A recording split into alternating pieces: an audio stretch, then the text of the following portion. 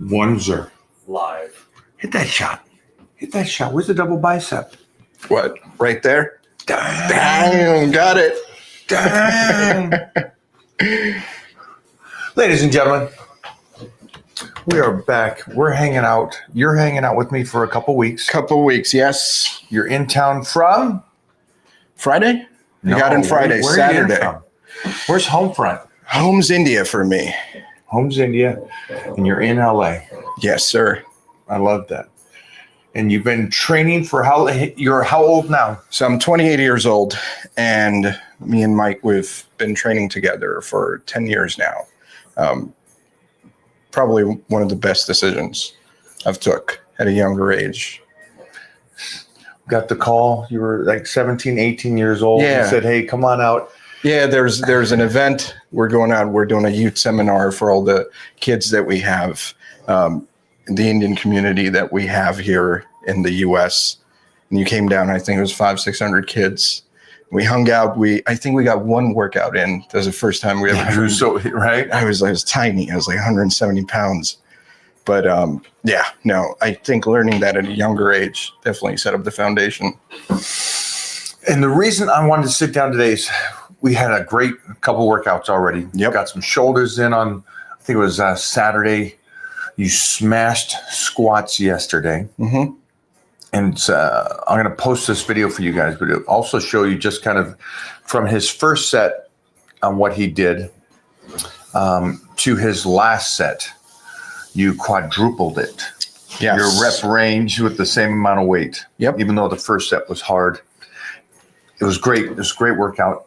Set you up. Came back in today. We trained at the Titan Castle. Yes, sir.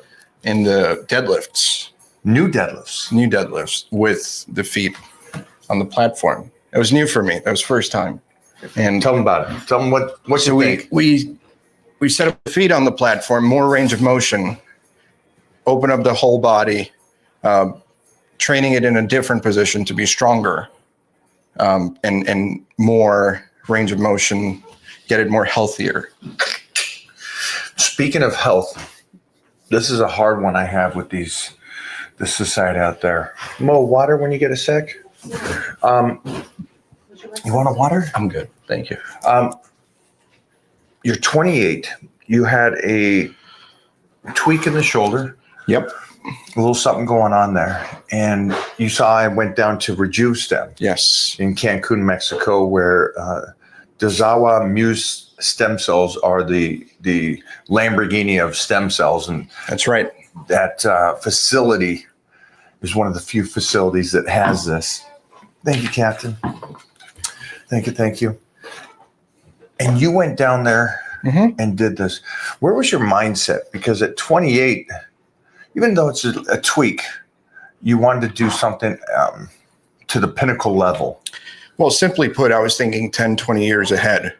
And I didn't want to go down the route where, I had to go down under the knife, get a surgery or some sort, and prevent it from getting worse and heal it while I can, because I understand that at a younger age, those stem cells are going to help rejuvenate the body and not just kind of hold it together. I think we spoke about it earlier that, at such a young age is so important. And I think for everyone watching right now, even people in their 20s, early 20s, get started. I think if I could go back at 28, if I think I should have got it done at like 21, 22 even if it was preventative, that would have helped me kind of get to this point where I even tweaked it a little bit. So with that being said, it was the whole preventative aspect of it that I want to stay ahead of the game. I want to lift as long as I can and stay healthy for as long as I can, because health is paramount. And that goes beyond the lifting or looking a certain way. And that's primary for me. I think for you, Yeah. or at least for me looking at you and have known you for 10 years, at 18, in today's world, 18 is very young, emotionally too, compared to my days. And it seems to get, they get older and older and less mature.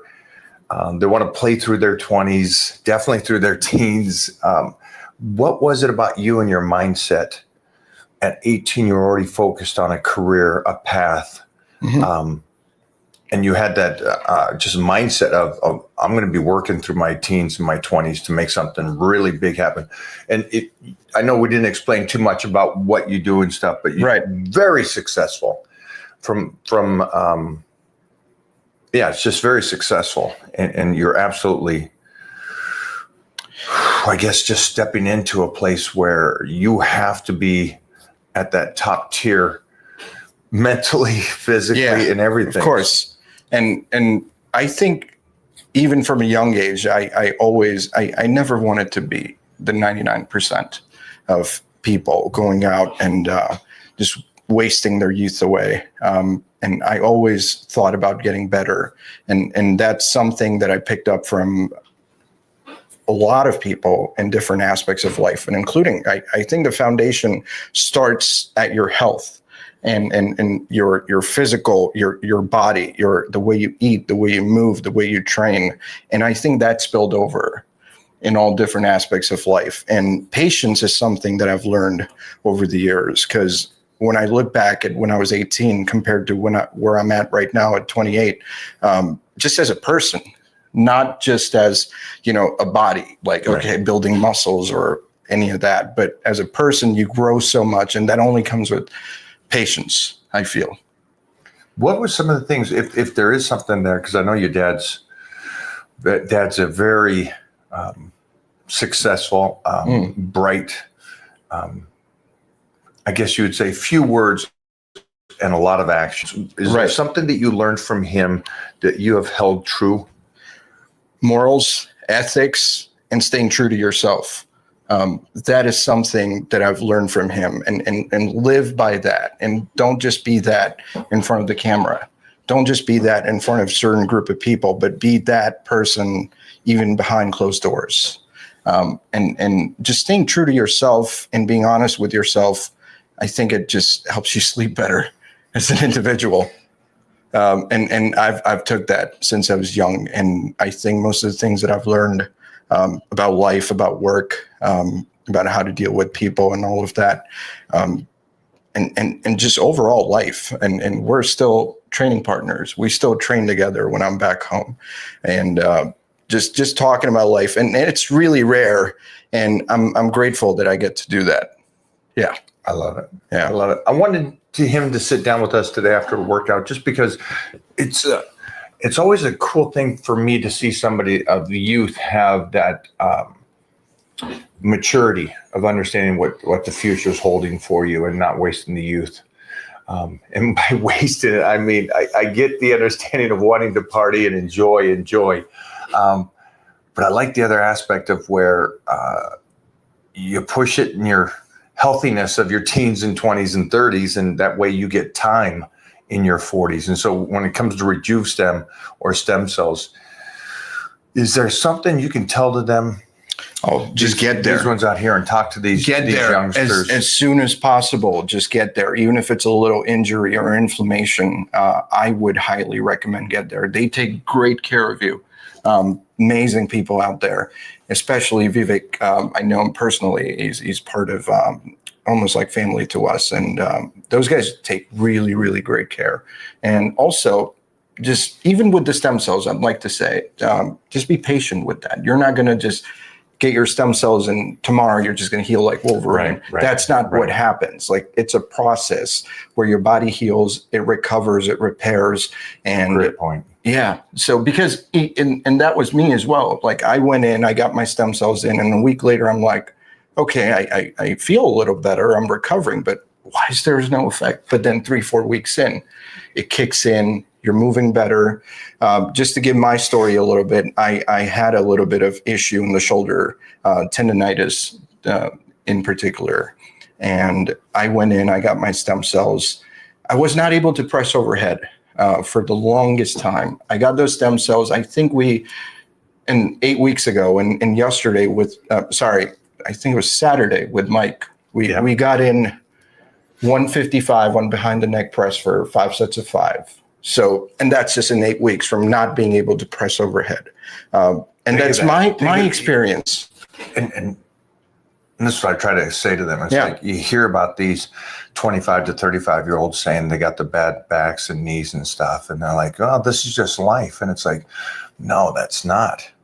That's not you 100%. going, okay, there's something going on here. Let me help recover it. Let me fix this. And I love the fact that you went from could not do a shoulder press Right. to doing a treatment to where 7 to 8 weeks later, we were playing with the behind the necks.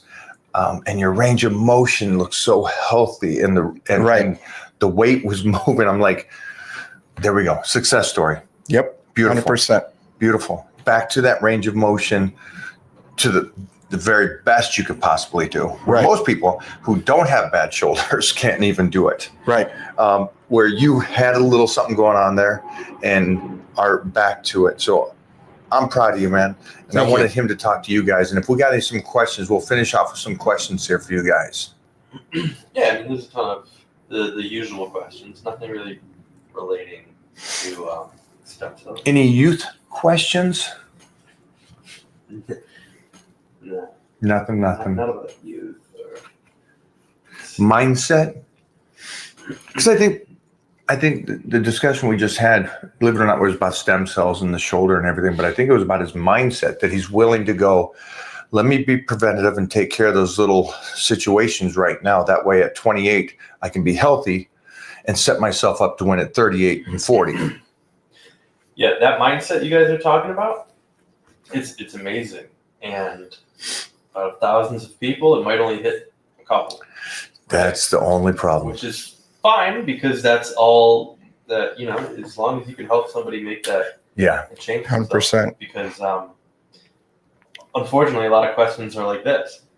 Are you considered natty if you get stem cell treatment? It's like, wow. Maybe it's an honest question. Maybe it is, yeah. Maybe it's not Yeah. a question, but that's where the mindset is. Yeah. I can't help that guy.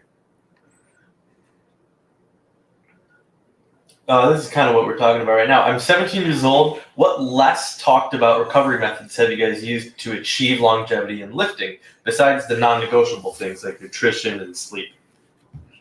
That's the point for this. Understanding the majority of people and your guys' doctors and your guys' analysts of doing the research all talk about a certain rep range, and I consider that mileage. So that's the one thing I would be smart about. Where you're at 17, you want to do this, and you look great from your picture. So you want to be able to do this for the next 40 years. And so take in consideration mileage on recovery. Everybody's got this number for, how do you say it? Hypertrophy? Hypertrophy. There you go. Love that word. I love that. And the problem there is that everybody thinks that they're a bodybuilder.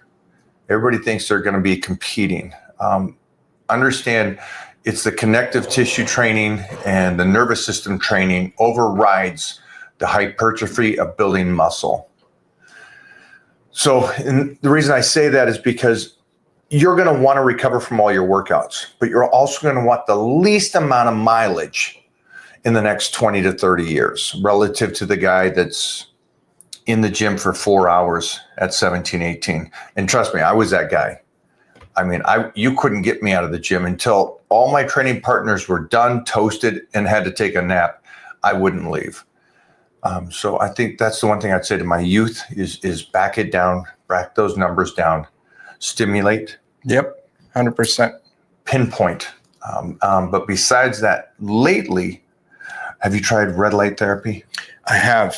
I do red light at least 3 to 4 times a week, every morning. I love it. I Yep. love it. I love red light therapy. I love a sauna, but not during or prior to the big squats and deadlift days. Because it dehydrates you a little It bit. does for Right. me. It does for me. I know it's a good flush. It gets the body going. And if you're in there long enough, a nice GH release. But for me, it's still too much depletion of the water relative to being, I need to be filled. And I want the fascia tight when I lift. I don't want there to be a depletion between the muscle and the fascia. And that's why when you get closer and closer to bodybuilding shows, more and more injuries happen because you're in such a depletion. There's nothing filling up that sac. And so the sac is a little bit looser, and that's where some of the injuries happen. So red light therapy, Jimmy Bluff massage, Yep. which you're going to do this week or next week. That's great. Just open up the whole body. I think ice baths. What do you think about those? Ice bath, I'm not a go-to. Okay. I came from Washington State. I've been cold long enough. I don't need it. I think Detroit over here is the same way. Michigan boy over here doesn't want to be cold. Also, I like inflammation. Right. So that's the one thing I think when they talk about, I don't want no inflammation. There's me listening to the body, and there's an inflammation from the workout. Mm-hmm. And I don't want to take that away. I want to see how my body reacts to the inflammation and works through it. This guy's laughing his ass off. Someone said something, and it's actually kind of fucking funny. No, I'm good. Go with it. Throw it up there. No, it's not. Someone just said Zach and Slater from fucking Saved by the Bell. Oh, nice. I like that. Okay.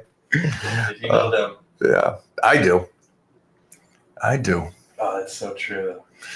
Just two young, good-looking studs. Yeah. Yeah. Oh, chiropractic. Yes. Absolutely. Man, that would be on my mind more if we didn't have such a party animal chiropractic guy.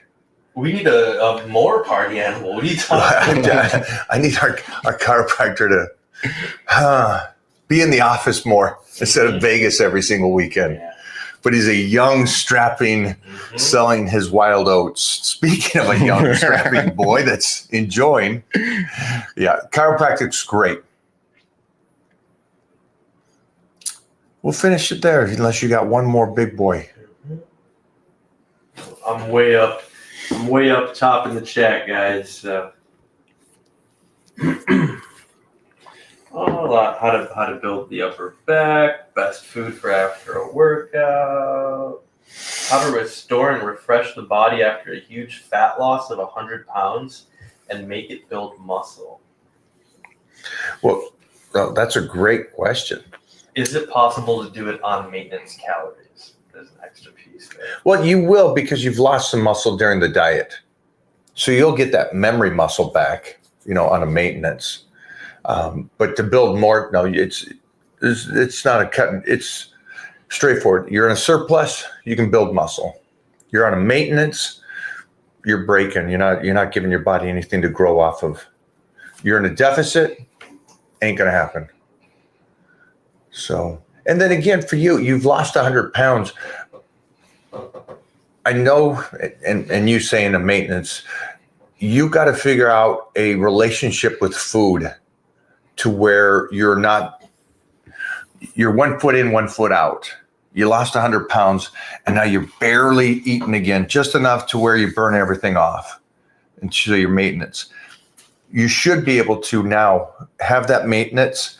And then in 2 or 3 weeks, you check in with your coach and go, hey, this is where I'm at. Well, let's try to take you up a little bit more. Let's see if we can hold the body weight, but take the calories up. Just like weightlifting, you want to get stronger. Food, the goal would be, is to get more calories and hold the body where it's at. And that way your metabolism is working better and better and better. And that way you can start cutting up again to maybe finish that off, or you can take those calories in and start building that muscle without it going to fat. Get that relationship, my friend. And on that note, thanks everybody. Want to jump on here for a sec? We'll be on here a couple times in the next couple weeks. Yes, sir. Let's do it.